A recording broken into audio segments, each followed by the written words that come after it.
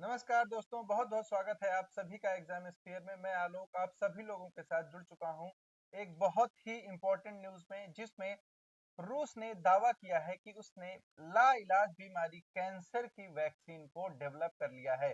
जी हाँ, रूस के स्वास्थ्य मंत्रालय ने 17 दिसंबर को और 18 दिसंबर को एक अनाउंसमेंट किया और इस अनाउंसमेंट में उन्होंने बताया कि इन्होंने एक mRNA यानी कि मैसेंजर आरएनए वैक्सीन जो है वो डेवलप की है।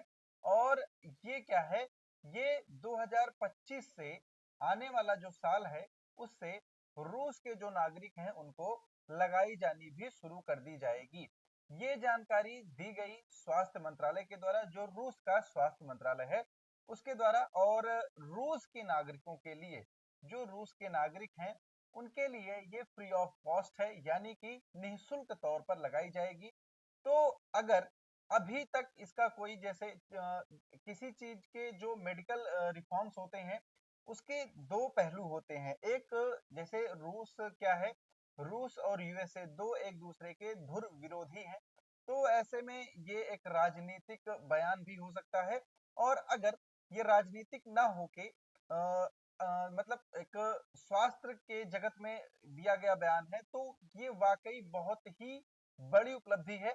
और नो डाउट जो आने वाला नोबेल प्राइज है मेडिकल के फील्ड में, वो इन्हीं को मिलने वाला है अगर ये सच है तो हालांकि अगर इन्होंने बोला है 2025 से इसको हम अपने नागरिकों को देना शुरू कर देंगे, तो बस अब 2025 का वेट है और देखेंगे कि ये वैक्सीन कितनी कारगर साबित हो सकती है। यहाँ पर एक वर्ड आया था mRNA यानी कि मैसेंजर आरएनए वैक्सीन के बारे में। तो जब भी कोरोना आया था, जो कोविड आया था, वहां पर भी आप लोगों ने mRNA वैक्सीन के बारे में सुना था। देखिए, mRNA यानी कि मैसेंजर आरएनए वैक्सीन जो है, ये काम कैसे करती है। ये जो हमारी सेल्स होती हैं या फिर जो हमारी कोशिकाएं होती हैं, जो क्या करती हैं, प्रोटीन के निर्माण का काम करती हैं शरीर के अंदर। तो देखिए क्या होता है कि जब कोई वायरस, ठीक है, जब कोई वायरस क्या करता है, हमला कर देता है, तो ये क्या होता है, ये स्पाइक होता है, ये किसका, वायरस का। तो जब कोई वायरस हमला करता है तो जो mRNA वैक्सीन होती है, ये क्या करती है, कोशिका को उस वायरस से लड़ने के लिए प्रोटीन बनाने का संदेश पहुंचाती है। क्या करती है, उस कोशिका को संदेश पहुंचाती है कि इस वायरस से लड़ना है और आपको प्रोटीन क्या है, जनरेट करना है। इससे क्या होता है, इससे एंटीजन जो है वो डेवलप होता है और ये चीजें आगे चल जाती हैं। ठीक है, दूसरा क्या होता है कि फिर जो इम्यून सिस्टम को जो प्रोटीन मिलना चाहिए वो मिलता है और एंटीबॉडी जो है वो डेवलप हो जाती है। mRNA वैक्सीन जो है, ये जो कन्वेंशनल वैक्सीन होती हैं उनसे मुकाबले में इसकी जो मैन्युफैक्चरिंग है और जो इसका निर्माण है वो बहुत ही आसान हो जाता है। और अभी ये जो वैक्सीन डेवलप की गई है रूस के द्वारा, ये आरएनए पर आधारित पहली वैक्सीन है कैंसर की। ठीक है, तो ये सारी चीजें यहाँ पर निकलकर सामने आती हैं। फिर अगर बात करेंगे कि कैंसर क्या है, तो सिंपल सी बात है कि कैंसर क्या होता है, एक कोशिका होती है, कोशिका जुड़ती चली जाती है और एक गांठ का रूप लेती है। ये आगे चल के एक ट्यूमर बन जाता है और आगे चलकर यही क्या बनता है, कैंसर का रूप धारण कर लेता है।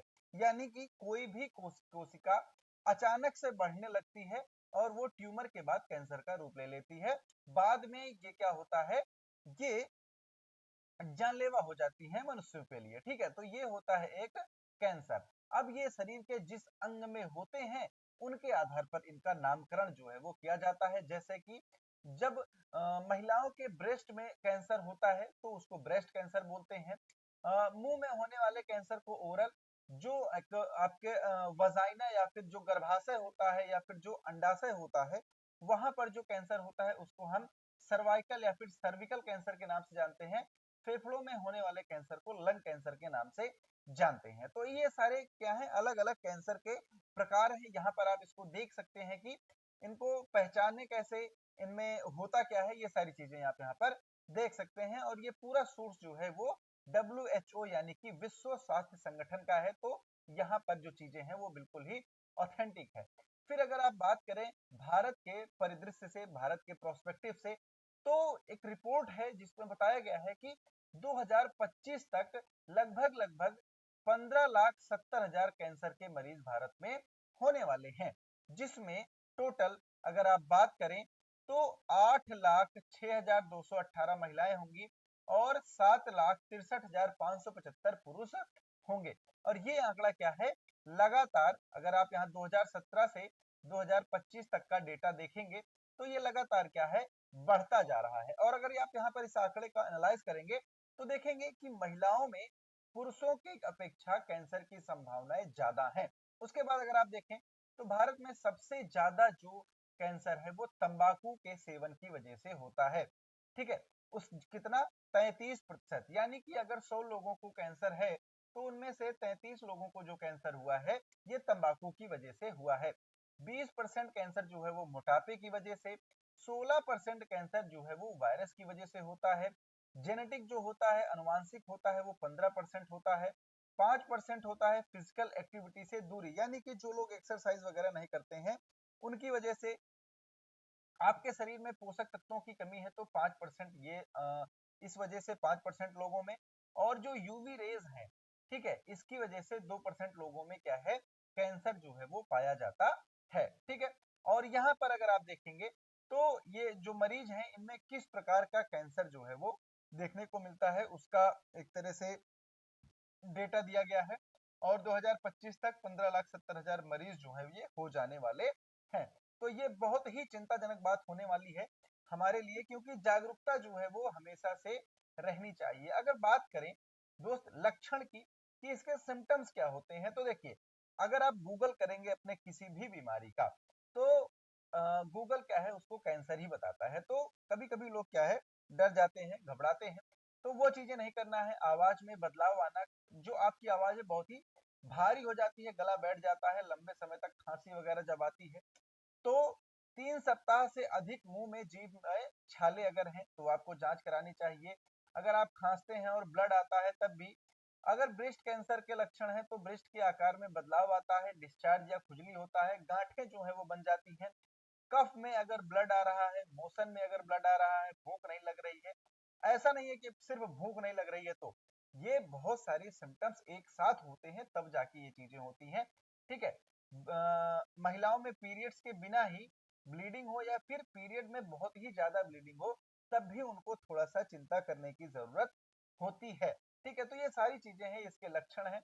अगर आप बात करें कैंसर से जुड़े आपके जीके के बारे में कि ऐसी कौन सी बातें हैं जो आपको जाननी चाहिए, तो डब्ल्यूएचओ के हिसाब से डब्ल्यूएचओ ने अपने रिपोर्ट में बताया है कि कैंसर से हर मिनट 17 लोगों की मृत्यु होती है। मतलब 1 मिनट में 17 लोगों की मृत्यु होती है, यानी कि जितनी देर में हम लोगों ने वीडियो किया उतनी देर में 170 लोगों की मृत्यु हो चुकी है कैंसर से। ठीक, उसके बाद international agency for research on cancer के मुताबिक 2020 में कैंसर के 1.93 करोड़ केस आए और 1 करोड़ लोगों की डेथ हुई। क्योंकि क्या है, इसमें जो डेथ रेट है वो बहुत ही ज्यादा हाई है, क्योंकि जब लास्ट स्टेज आता है तब ये जाके पता चलता है।